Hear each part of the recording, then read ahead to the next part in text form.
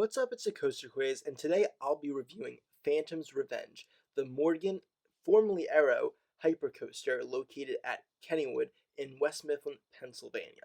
So this is a pretty crazy coaster because it was originally Steel Phantom, a massive Arrow looping coaster that opened in the early 1990s. Then in the early 2000s, Morgan did a refurbishment of it where they took out all the inversions, added in airtime hills, changed it around a bit, and it became Phantom's Revenge. It's just a traditional hypercoaster, but it is a pretty crazy ride. I'm going to start with the stats, and already they're really interesting because it's not very tall. It's way under the hypercoaster minimum requirement of 200 feet, but it has a drop of almost 230 feet due to the massive ravine because Kennywood is a big terrain park, and the second drop is actually the largest, which is so cool. I'll talk about that more with the layout. But besides that, it's super fast, 85 miles per hour. It's actually opened as the fastest coaster in the world when it was Steel Phantom. And it's pretty short for a hypercoaster, being only in the 3000s for track length, but it still does a lot in its short length. So also briefly touching upon theme and scenery. The name is basically, because it used to be Steel Phantom, now it's Phantom's Revenge. It's kind of like Hydra's Revenge at Dorney Park, how it's like a refurbishment or like a replacement of an old coaster. Kind of fun. There's a really cool entrance, and like the statue of the Phantom out front is really cool. But besides that, there's no theming. But it is a nice scenery, at least because the terrain of the park, it uses it really well with that massive ravine, which is what most of the middle part of the ride is going through. And the biggest thing with the scenery is what I said before about the second drop being bigger than the first. So the first is like a twisted drop, and this goes into the layout a bit, which is really fun. Goes up into the airtime hill, and then has the straight drop, which is massive. And this is the big 200, almost 230-foot drop, and it goes under the structure of Thunderbolt, which is an old wind coaster at the park, and into the ravine, and that is just absolutely insane. So the scenery there is so cool, and it's one of the most brilliant head choppers ever, especially at night. This is one of the best night rides because how it goes into the middle of like the forest and the ravine. You are so far from all the lights, so it's just hurtling into darkness, and I'm telling you, that drop when you're going under Thunderbolt and you can't see a thing is just insane and terrifying at the same time. So the scenery is amazing during the day and even crazier during the night. The night ride on this coaster is actually my favorite ride I've ever had on a coaster. So quickly touching again on Restraints and Smoothness. This coaster is bar smooth and the restraints are amazing. That's about it. The restraints allow for tons of airtime because they actually come from over to the side. They're not used on many coasters, but they are so nice because they give you tons of room between your lap and the actual lap bar. So you just eject out of your seat constantly, and it feels like you're just going to fly out. Of course you don't. It's a perfectly safe coaster, but it makes it so fun, and I love how it's so thrilling while still being a butter smooth ride, which is really awesome. Morgan coasters are great at that. Reliability and capacity. So there I would say it's pretty good too. The trains are really long, which is awesome for a very big variance between the back row and the front row, because the back row you'll get flung over some of these airtime hills and is absolutely crazy. The front row though, you get a lot of speed in the wind in your face. It also allows for a high capacity because they run two trains on it, and since it's a not super long coaster, it goes pretty fast. The line moves fast. I don't think it's usually that long, which is really great because it is the best coaster in the park.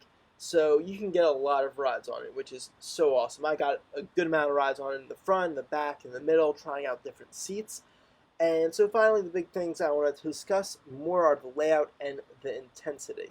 So this coaster is insanely intense. Not as much for the positives. Yeah, at the bottom of some of the big drops into the ravine, you'll get a lot of positive forces and it'll feel pretty awesome.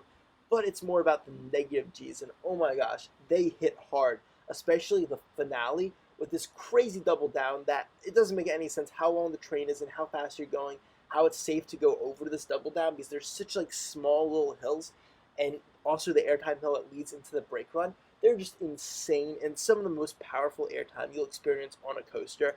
But since it's not super powerful positives, it won't give you a headache or anything, and it makes it an insanely re-rideable ride despite it being super intense, which is so cool.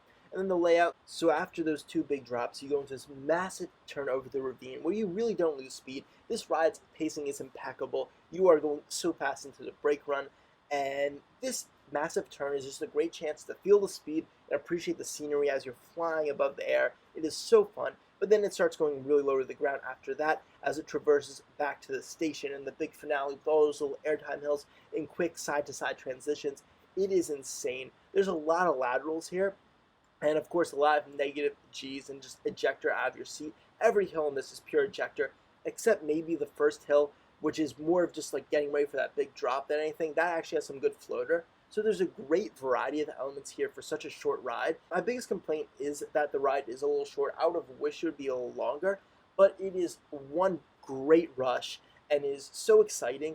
And somehow it doesn't feel like a crazy short ride, even though it kind of is. Like the drop to brake time is not very long at all because you're flying through these elements and it's not a very long ride in terms of track length.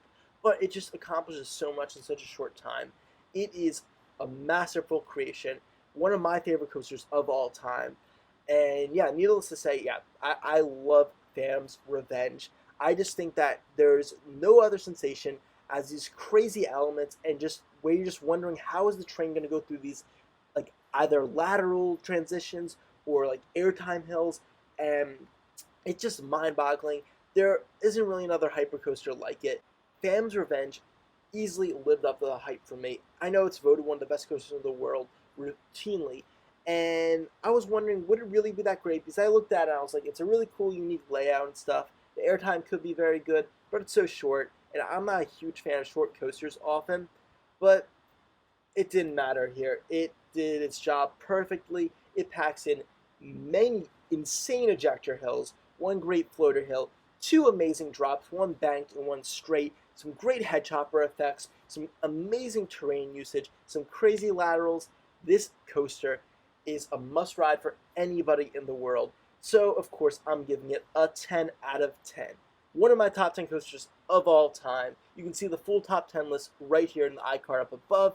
Thank you so much for watching this review. Stay tuned for more coaster reviews coming soon, as well as a video where I rank all of the coasters at Kennywood, plus a lot more content. So, this is the Coaster Craze signing off. Goodbye.